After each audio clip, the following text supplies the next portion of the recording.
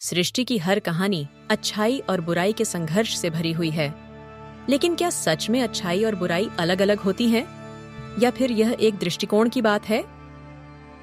महाभारत केवल एक युद्ध नहीं था, बल्कि यह मानव मन के भीतर चलने वाले संघर्ष का भी प्रतीक था। आज हम इस महान ग्रंथ में अच्छाई और बुराई के शाश्वत संग्राम की कहानी को गहराई से समझेंगे।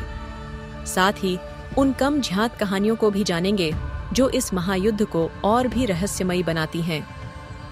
महाभारत हमें बताती है कि धर्म केवल नियमों का पालन करना नहीं, बल्कि परिस्थितियों के अनुसार सही निर्णय लेना भी है। महाभारत में धर्म के प्रतीक थे युधिष्ठिर, अर्जुन और श्री कृष्ण, जबकि अधर्म का प्रतीक थे दुर्योधन, शकुनी और कंस का वंश। लेकिन क्या यह इतना सरल था? बहुत कम लोग जानते हैं कि भीष्म पितामह जो धर्म के प्रतीक थे, वे ही अधर्म का समर्थन भी कर रहे थे, क्योंकि वे कौरवों की ओर से लड़े।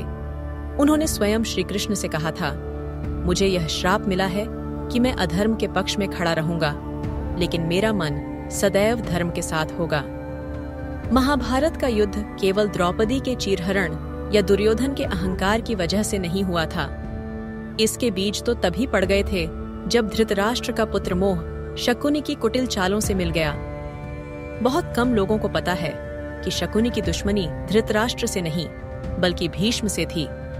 जब गांधार के राजा को बंदी बनाकर उनके परिवार को कैद किया गया, तब शकुनी ने प्रतिज्ञा ली थी कि वह हस्तिनापुर का विनाश करेगा।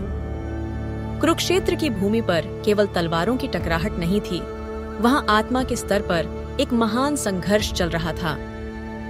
अर्जुन का मोहभंग और श्री कृष्ण का गीता उपदेश, युधिष्ठिर का अधर्म के खिलाफ उठ खड़ा होना, कर्ण का अपना धर्म निभाने की कश्मकश। क्या आपको पता है कि जब युद्ध से पहले कर्ण को उसकी वास्तविक माता कुंती ने अपने पुत्रों का साथ देने को कहा, तब कर्ण ने वचन दिया कि वह अर्जुन को नहीं मारेगा जब तक अर्जुन स्वयं पूरी ताकत से युद्ध नहीं करता। महाभारत की खूबसूरती ये है कि यहाँ कोई भी पूरी तरह से अच्छा या पूरी तरह से बुरा नहीं था। हर पात्र का अपना एक संघर्ष था। भीष्म पितामह अधर्म के साथ खड़े लेकिन धर्म के प्रतीक। अश्वत्थामा गुरु का पुत्र जो अंत में श्रापित हो गया। द्रौपदी बदले की भावना से प्रेरित होकर युद्ध चाहने वाली। क्या आपको पता है कि अश्वत्थामा ने जब उत्तरा के गर्भ में पल रहे अभिमन्यु के पुत्र को मार दिया था, तब श्री कृष्ण ने अपने दिव्य शक्ति से उस बच्चे को पुनर्जीवित किया।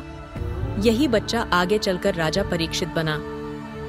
क्या सच में पांडवों की जीत हुई थी या यह केवल एक और अधूरी कहानी थी? युद्ध के बाद भी युधिष्ठिर को शांति नहीं मिली। गांधारी का श्री कृष्ण को श्राप देना, श्री कृष्ण का स्वयं अपने वंश के विनाश को देखना।